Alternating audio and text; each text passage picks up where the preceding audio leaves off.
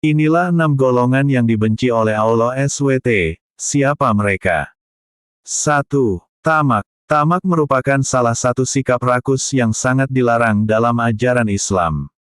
Karena sifat tamak akan memberi dampak buruk bagi diri sendiri maupun orang lain. Tamak juga merupakan salah satu penyakit hati. Adapun yang menggoda seseorang untuk berbuat tamak bisa karena harta dan kekuasaan. Tamak bisa berupa rakus terhadap harta, jabatan, kedudukan yang dapat merusak agama karena tidak secara sadar orang-orang seperti itu akan suka menebar kebohongan, berbuat keji menghalalkan segala macam cara agar keinginannya tercapai. 2. Menghina orang lain. Menghina orang adalah sebuah perbuatan tercela, dan Allah tidak menyukai hal tersebut. Karena biasanya, orang yang suka menghina dan mencaci maki orang lain adalah mereka yang bersikap sombong. Selain itu, menghina adalah perbuatan yang dapat menyakiti hati orang lain. Bahkan, terdapat salah satu ayat dalam Al-Quran yang mempertegas bahwa Allah SWT membenci orang yang suka menghina orang lain. Hai orang-orang yang beriman, janganlah sekumpulan orang laki-laki merendahkan kumpulan yang lain. Boleh jadi yang ditertawakan itu lebih baik dari mereka. Dan jangan pula sekumpulan perempuan merendahkan kumpulan lainnya, boleh jadi yang direndahkan itu lebih baik. Qs. Al-Hujurat, 11. 3. Mengambil hak orang lain. Islam melarang memakan hak orang lain tanpa ridanya. Rasulullah SAW bersabda, barang siapa mengambil sejengkal tanah bumi yang bukan haknya, niscaya ditenggelamkan ia pada hari kiamat sampai ke dalam 7 lapis bumi.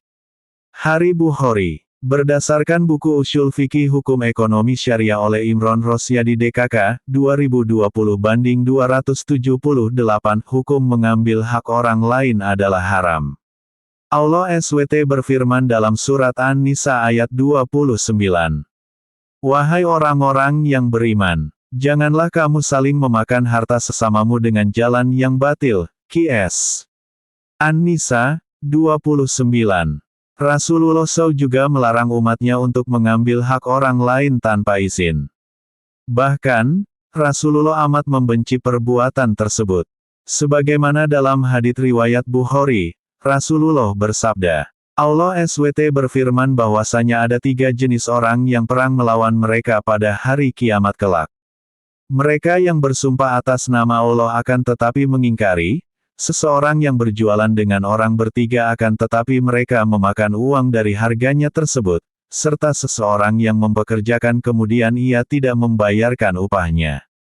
4. Duniawi. Rasulullah pernah mengatakan bahwa suatu saat nanti akan datang suatu zaman di mana perhatian manusia hanya tertuju pada urusan perut dan kehormatan.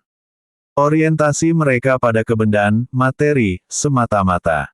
Yang hak dikatakan batil, yang haram dikatakan halal, yang benar dikatakan salah dan yang salah dibenarkan. Yang nampak terlihat seakan bahagia padahal sesungguhnya jiwanya telah didera tak habisnya oleh persoalan dunia. Masalah akhirat hanya terkadang saja tersentuh.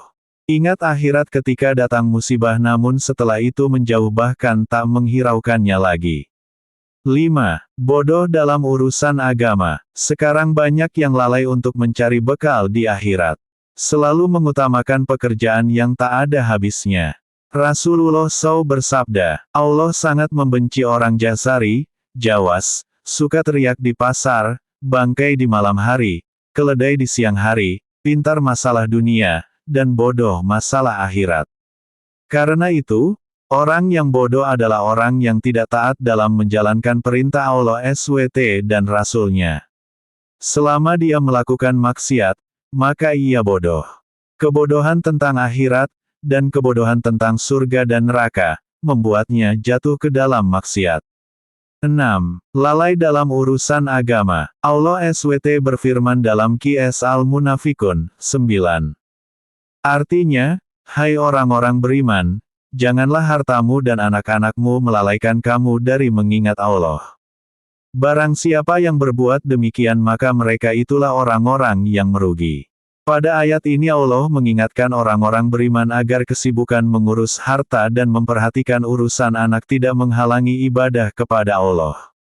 Wahai orang-orang yang beriman dimanapun berada. Janganlah harta bendamu yang kamu cari dan anak-anakmu yang kamu sayangi, melalaikan kamu dari mengingat Allah, yakni salat 5 waktu dan aturan-aturan Allah tentang bekerja, bermasyarakat, dan bernegara. Dan barang siapa berbuat demikian, melalaikan ibadah dan aturan Allah, maka mereka itulah orang-orang yang rugi, karena kebutuhan rohaninya tidak terpenuhi dan hidupnya tidak seimbang. Selanjutnya pada ayat 10 menghimbau orang-orang beriman untuk memfungsikan harta dengan benar. Dan infakkanlah sebagian dari apa yang telah kami berikan kepadamu untuk kepentingan duafa, fasilitas umum, dan fasilitas sosial sebelum kematian datang kepada salah seorang di antara kamu sehingga kamu tak sempat berinfak, lalu dia berkata setelah kematian terjadi, menyesalinya, ya Tuhanku, sekiranya engkau berkenan menunda kematianku sedikit waktu lagi, maka aku dapat bersedekah dengan hartaku ini dan aku dengan demikian akan termasuk orang-orang yang saleh, karena menjadi dermawan. Tafsir ringkas Kementerian Agama RI. Penulis, Putri Damayanti.